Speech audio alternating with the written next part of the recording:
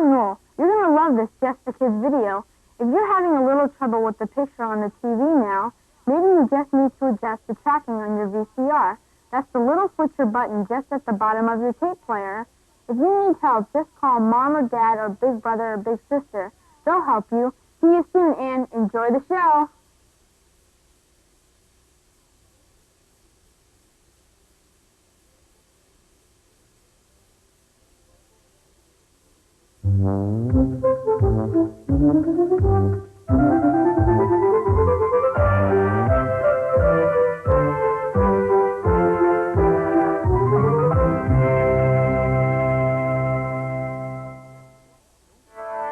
Wait, hold everything. Don't touch those controls until you've seen what else Celebrities Just for Kids has in store for you. For stories that deal with issues of importance to everyone, it's the all-new adventures of Seabert in Good Guys Wear White.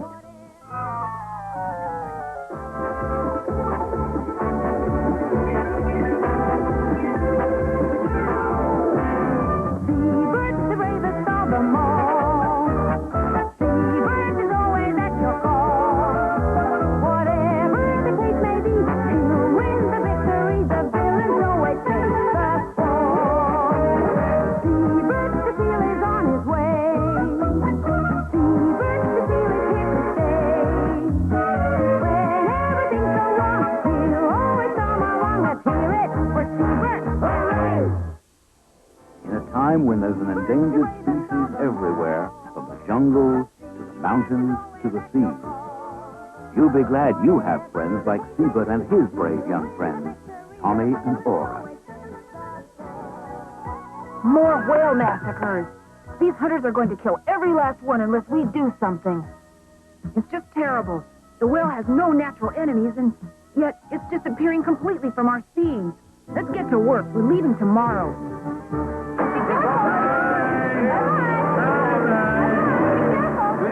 In this all-new release, you'll join them in saving tropical parrots from poachers, the rainforest from senseless destruction, the mighty gorillas from heartless hunters, and the creatures of the sea from toxic waste. Of course, when you're in the wilds of the world, not all your enemies are two-legged. Some of them are no-legged at all. And that's right up Seabert's alley.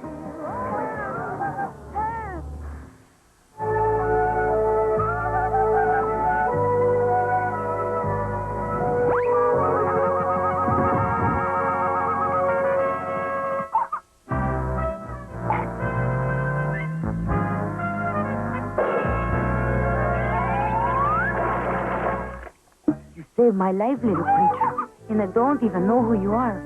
How can I repay you? You want me to go with you?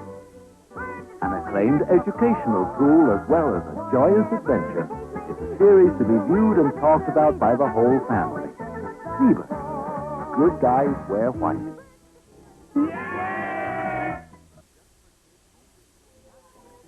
Just for Kids Home Video proudly presents The Magical Forest.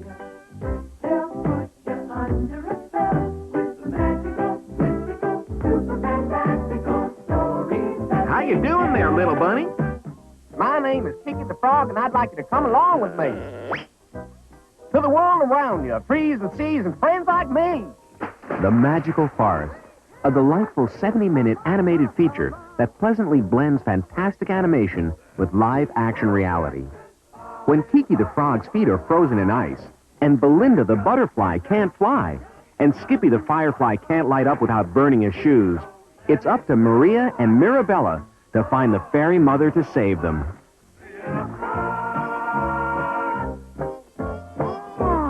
Hey, friend. Oh, The fairy mother, where is she? I know where. It's deep in the forest. I've got an idea. What is it, Maria? You'll see. So, Maria and Mirabella set out on a long and dangerous journey and discover many wonderful things about nature along the way. Maria. I'm scared, too. Mirabella,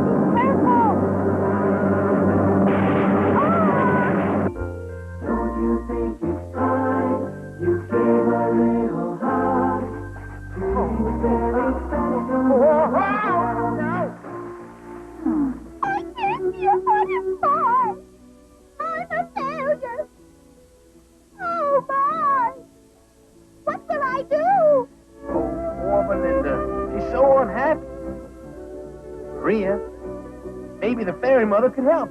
Oh, Oh, please, girls, take Belinda with you. If anyone can help her, the fairy mother can.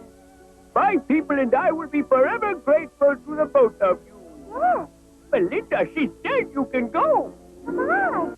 Please help us, Fairy Mother. Would you unfreeze Kiki's leg and stop Skippy's shoes from burning? And help Belinda to fly? You can do it. I know you can. Look up there, look up there. With a marvelous story about friendship and compassion, The Magical Forest is not only entertaining, but very educational as well. The Magical Forest is family entertainment at its best.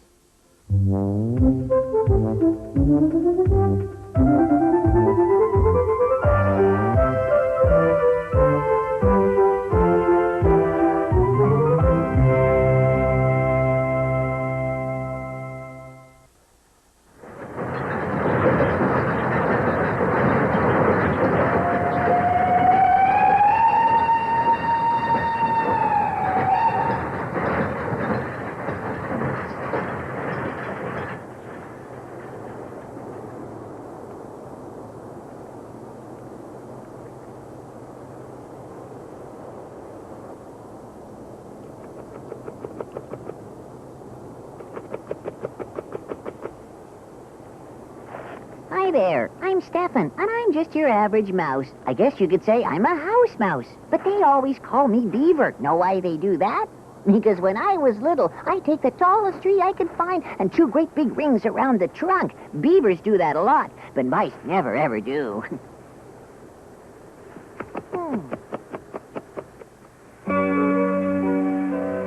I was born in München. I think maybe you call it Munich. And the house I was born in was on Paradise Street.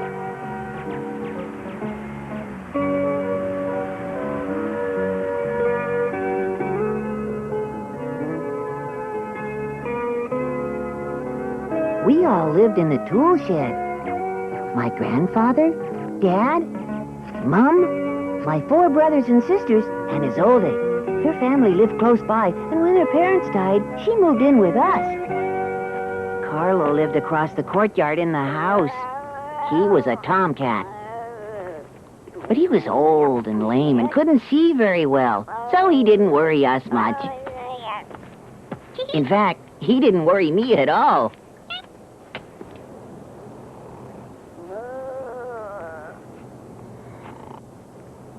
Oh. Oh.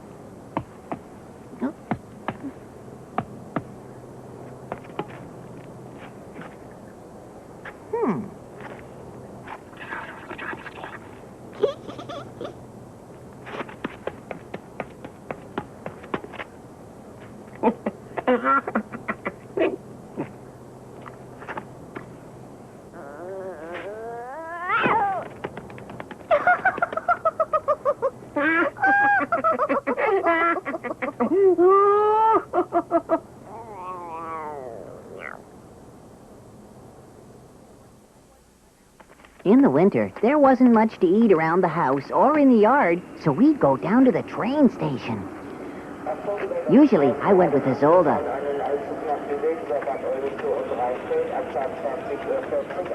You can find all kinds of good things to eat in a station, if you look. Sometimes even French fries.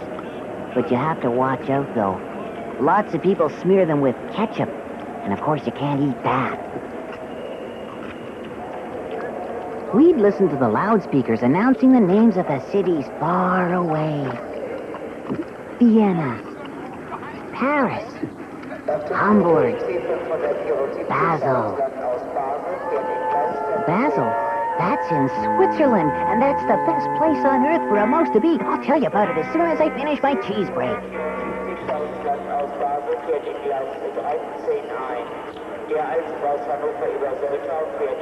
My grandfather had told me that people in Switzerland make cheese. Lots of cheese with holes in it. And who makes all the holes? Swiss mice.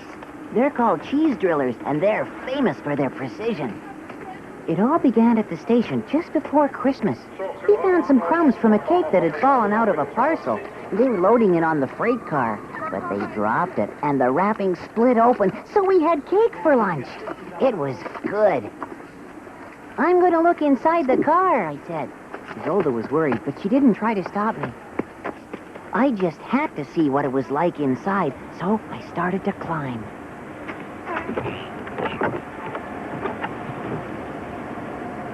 Oh.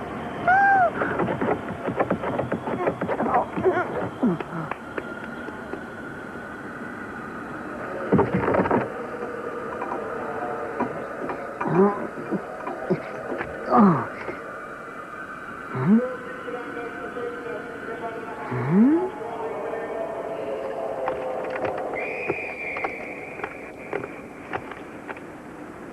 There were suitcases in the car, and some big crates, and a stack of skis in the corner.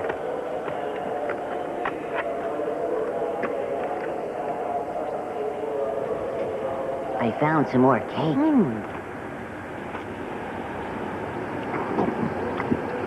Then, all of a sudden, the door slammed shut with a crash. I ran to the door and tried to get out, but I couldn't. No! I tried to pry the door open, but it was just too heavy. Then there was an awful jerk, and the train started to move. I was scared out of my wits. I cried harder and harder. Clickety-clack, clickety-clack. The train went faster and faster. Finally, I said to myself, crying won't help. You have to find some place to hide. There's nowhere in here. So you'll have to try the next car. And that's what I did.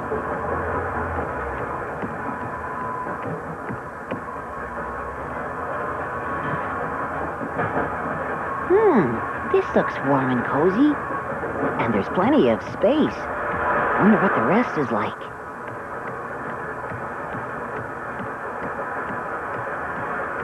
Hey, this looks like a good place, I said. And I hid under the seat. The train has to go back to Munich sometime, I said to myself. But right now, I'm so tired, I just have to go to sleep. So I did.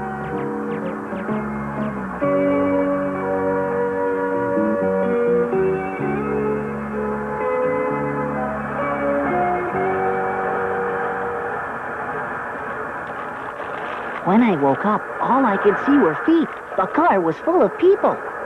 But it wasn't all bad. Most of them were eating sandwiches, and they kept dropping crumbs.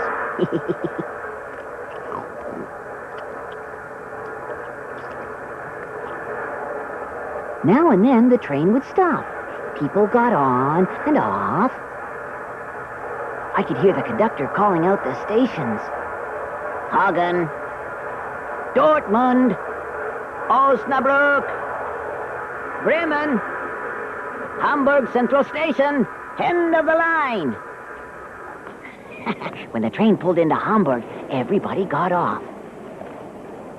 Now I could look around the car.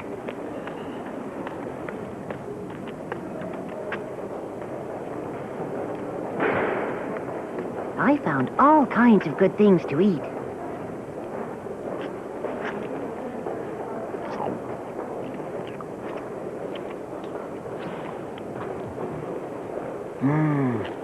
There's enough food here to feed 50 mice.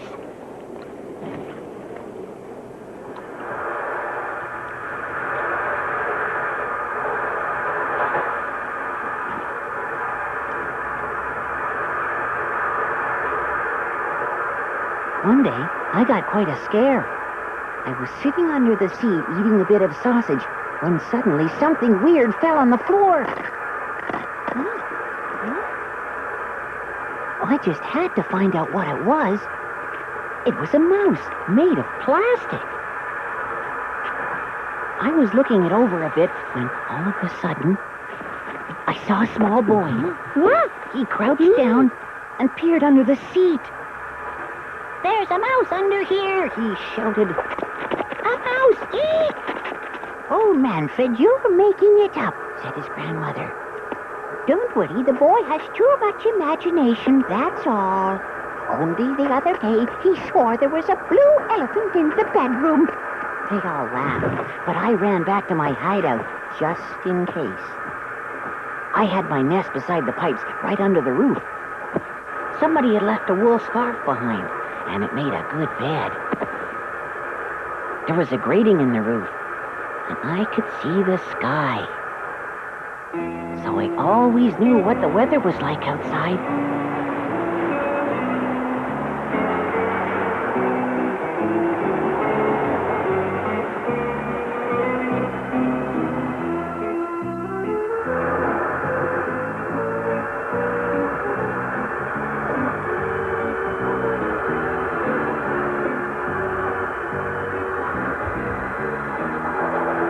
When there was nobody in the car, I'd climb up on the little folding table and look out the window.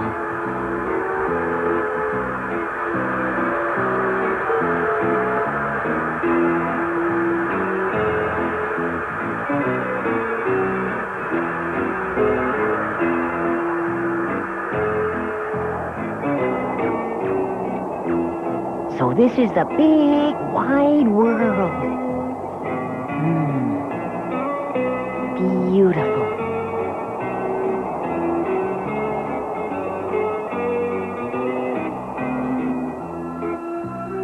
Day after day, week after week, I went back and forth between Hamburg and Cologne. Soon, I could tell what city we were in, even before the train stopped in the station, and I could hear the loudspeaker. Hamburg, Bremen, Osnabrück, Dortmund, Hagen, Cologne Central Station. We traveled to Cologne one day and back to Hamburg the next. The only trouble was that I missed my family and Isolde. It would have been much more fun to travel the world like this if only they could have been there beside me, warm and well-fed. But most of the time I wasn't sad because there were always new people getting on the train. Then one day, it happened. There were only two people in the car, a man and a woman. She dropped her ticket, and he picked it up for her. Oh, you're going to Basel, are you? He said. I couldn't believe my luck. She was going to Basel. Basel in Switzerland. The paradise for mice.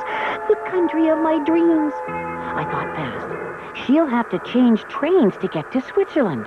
Why not let her show me the way?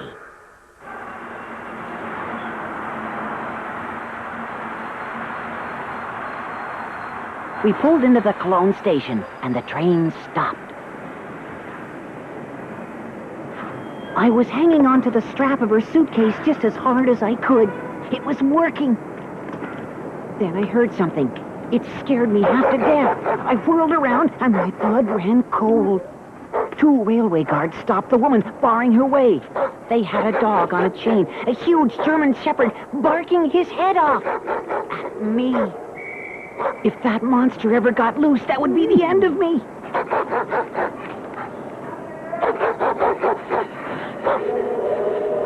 Aha, drugs, said one of the guards. Open the suitcase, said the other one. But why? The woman asked. Just open the suitcase, the second guard said.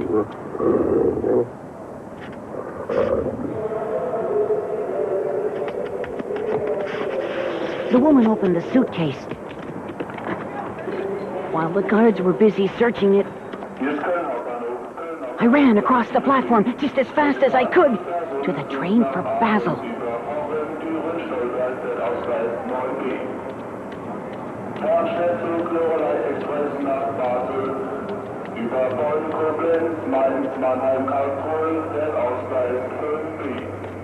I nearly got trampled, but I made it onto the train safe and sound. It wasn't at all like the other train. This one had a soft carpet on the floor. I noticed something else that was different, too. Almost all the passengers on this train were men. Most of them were wearing suits and ties. It was all very dignified. Nowhere near as much fun as the other train.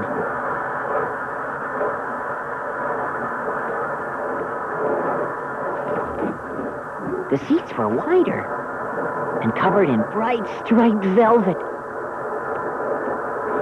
The train was so smooth and quiet as it bowled along that next thing I knew, I went to sleep.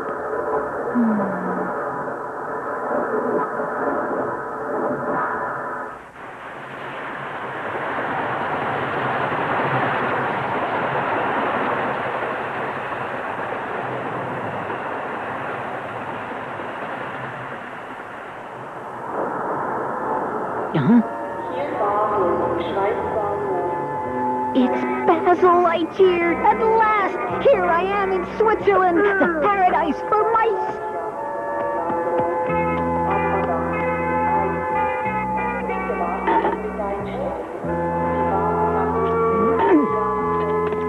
In the square in front of the station, I bumped into a mouse. Oh, oops. Oh.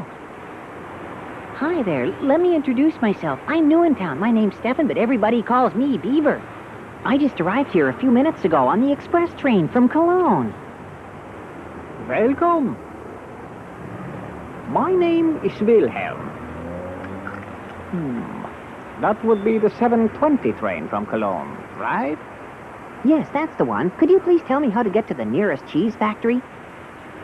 I can tell you. But don't bother going there. It's a waste of time. They never let mice in there anymore. I don't understand. If they don't let us in, then how do they make all those great big round holes in the cheese? They don't need mice for that. No, they don't. That's just a fairy tale. Maybe mice used to make the holes in the old days. But not anymore. That's all done by machines now. They won't let us make a single hole. Wouldn't that twist your whiskers? And here I thought Switzerland was a paradise for mice. Wilhelm said that that was just a myth. He said that it was really tough to be a mouse in Switzerland. He told me that you could starve if you weren't lucky because the whole country was so horribly clean and tidy. And if he weren't so scared of trains, he would have moved to France years ago. France, I said? He said, yeah, every mouse in the country dreams of going to France someday. Well, the station's just over there, I said. Why don't we go? And I told him I knew all about trains because I'd gone back and forth between Hamburg and Cologne for months on end. He said, Good. What are we waiting for? As we raced along the platform, we heard an announcement. Your attention, please. The Trans-Europe Express to Paris will leave from platform 10 in 3 minutes. There it is, I said. Let's go. And we jumped onto the train.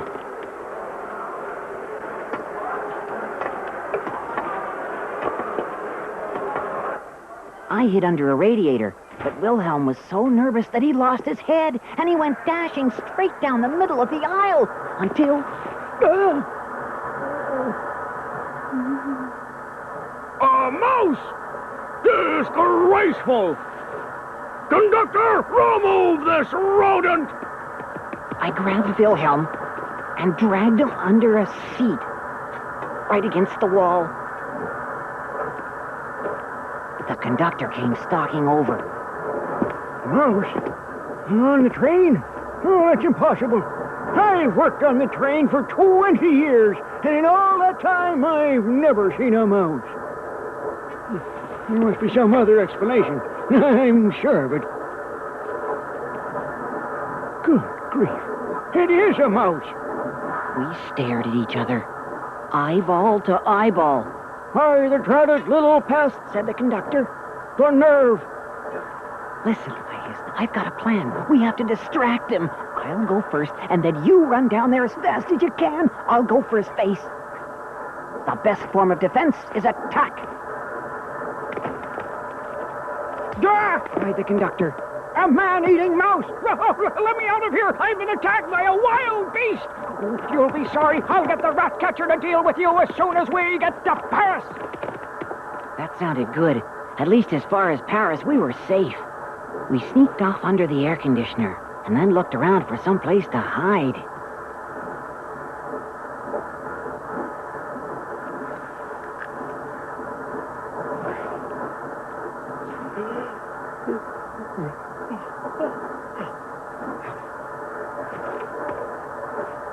I was so tired I went to sleep on the spot. It took Wilhelm a little longer to relax. But not much.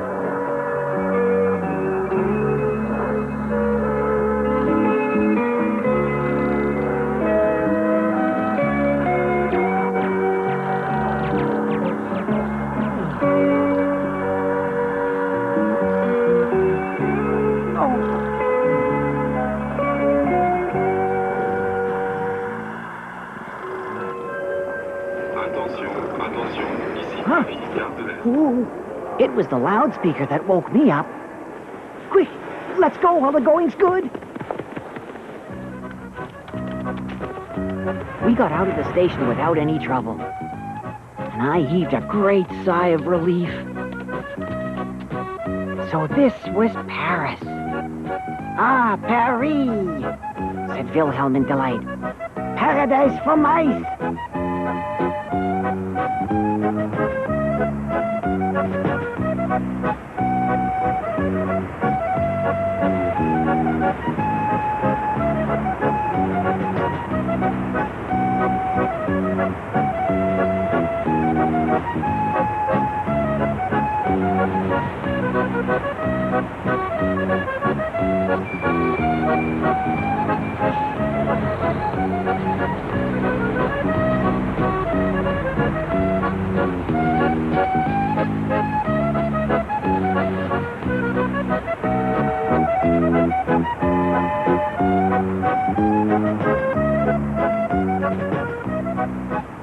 We strolled along, keeping close to the buildings, all along the broad sidewalk, which they call a trottoir in France.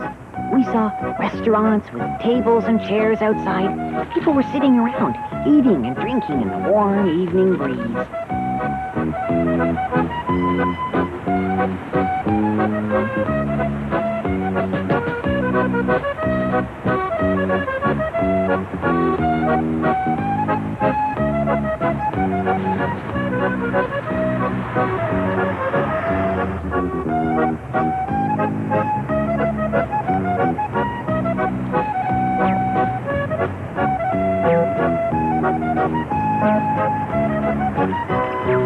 That night, I learned something about the French, something really great.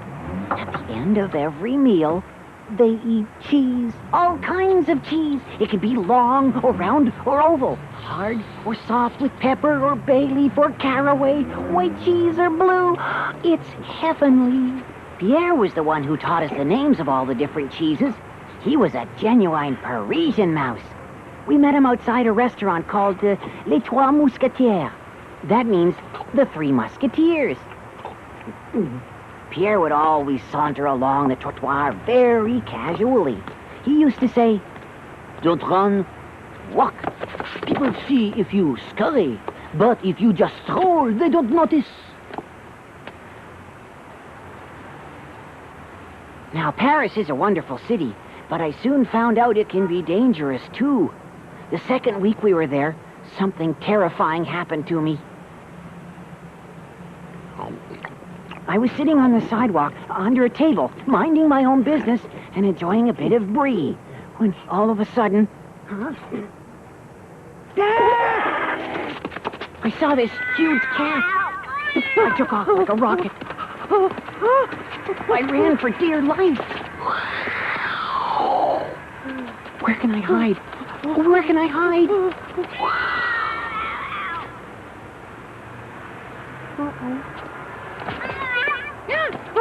Over there. It's my only chance.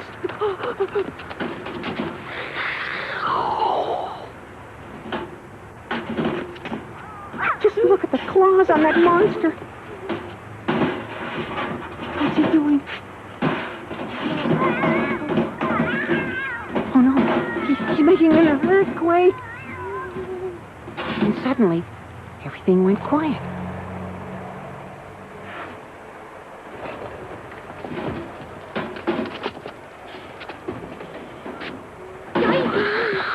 The cat leered at me. And then I heard a truck coming. Oh, no. If that's a garbage truck, they'll pick up the cans, and the cat'll get me. The noise came closer and closer, and the cat's grin got greedier and greedier. Don't pick it up. Don't pick it up. Ah, you picked it up.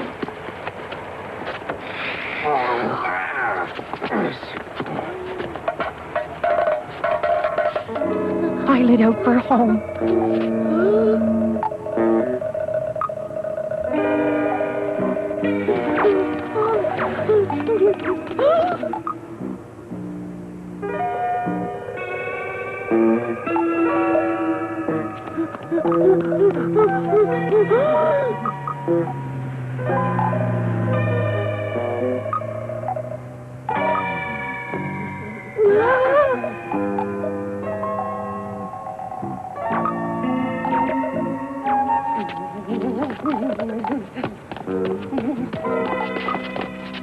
When I got home, I was so tired and scared I burst into tears. I was really homesick for Paradise Street and my family and my friend Isolde. When Pierre and Wilhelm got back, my face was all puffy from crying. I told them the whole horrible story. Pierre said, Mais oui, mon ami, to live in Paris, one must love to live dangerously. But Paris also has its good points. See? And he gave me one of the pieces of cheese he'd brought back. I said, but Paris is too exciting for me. I want to go home. And Wilhelm said Paris was a bit too exciting for him, too. We sat there for a long time, eating and drinking together and talking about how wonderful it would be to live in a world without cats. At last, it was time to say goodbye. Pierre hugged each of us.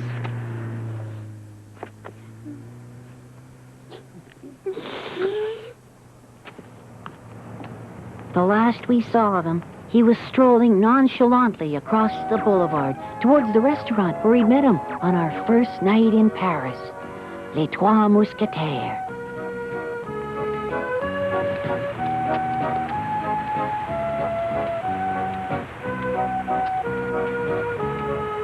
Wilhelm and I gazed at Paris one last time. Then we hurried into the station and caught the first train to Munich.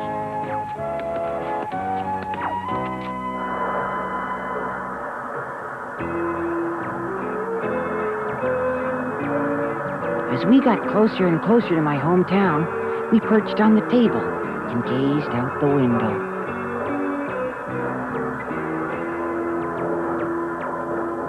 I told Wilhelm it would be just a few more minutes.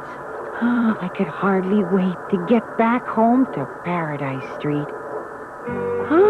At last, here I am, right back where I started from.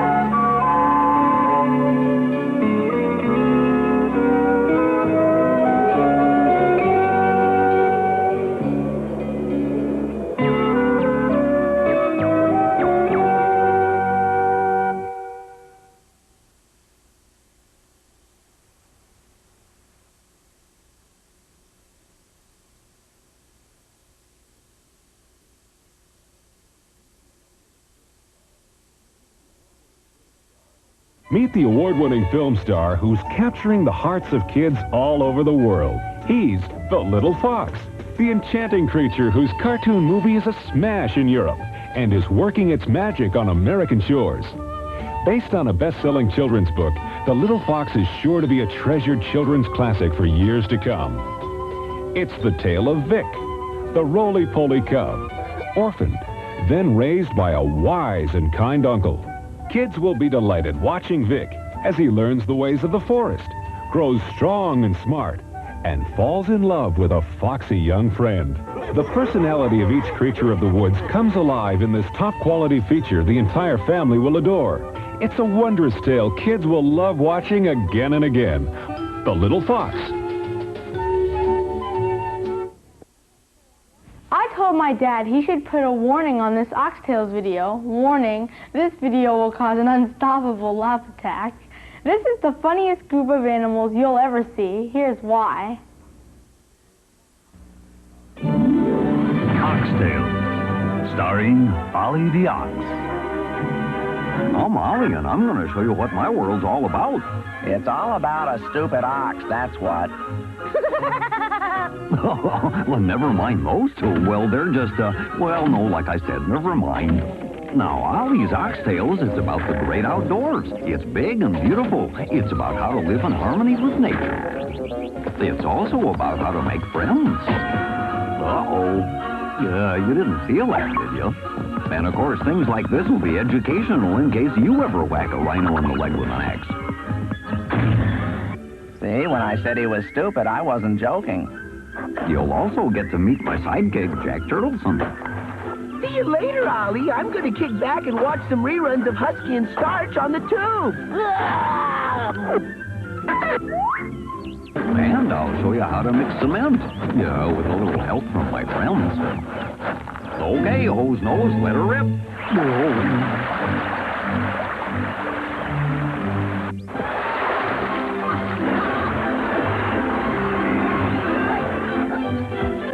Oh, no. What next? Well, we'll show you 2 different ways to milk a cow. This way and my way. Are you ready for this?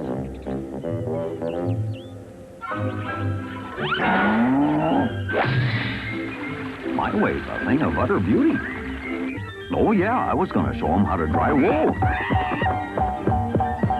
Sorry to keep you waiting.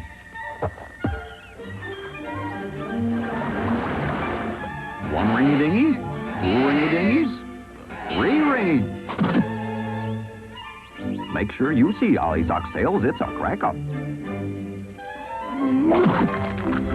Oh, what a revolting development this is.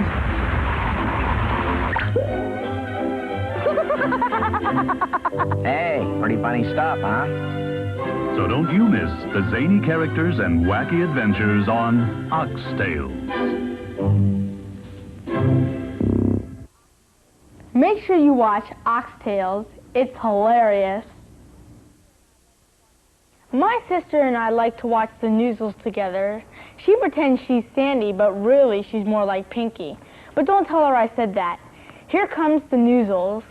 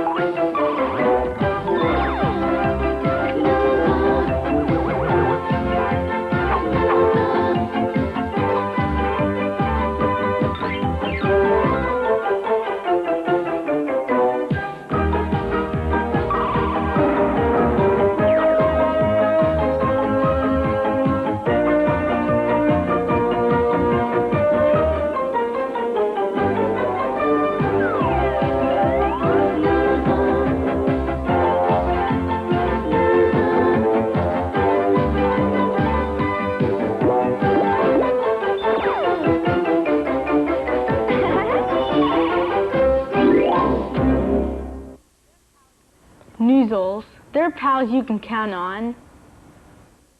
Me introduce you to the coolest dog I ever knew. Meet Home Video's newest top dog, Foofur and His Friends.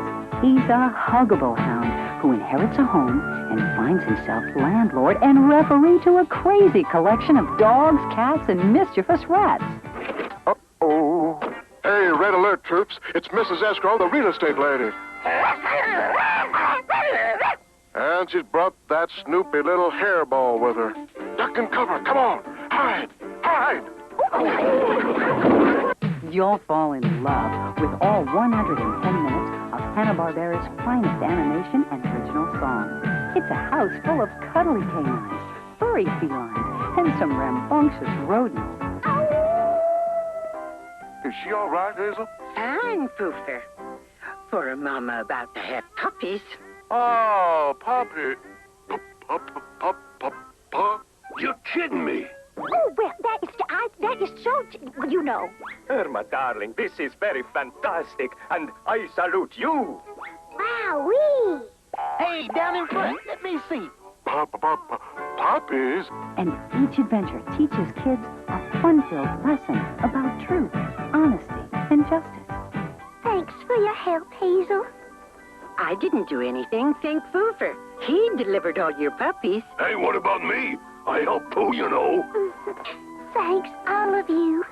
Well, my, you got 4 spunky-looking pups there, Irma. And they've got about 10 spunky aunts and uncles, Foofur. In the last 2 years, children have grown to love these playful pals on television and in toy stores all over the nation. And now, Foofur's antics are available only on home video. The entire family will love Foofur and his pals, Little Rocky, Nearsighted Annabelle, Fabulous Fritz Carlos, Spencer the Cat, the Rowdy Rat Brothers, Lovable Louis, and the other silly strays that inhabit the house. Just great. Another stray to feed. Hey, cool it, Louis. We're all strays here, remember? Their world is filled with wholesomeness and values. And at Celebrity Home Entertainment, we wouldn't have it any other way. Foofur and his friends. They'll bite your funny bone.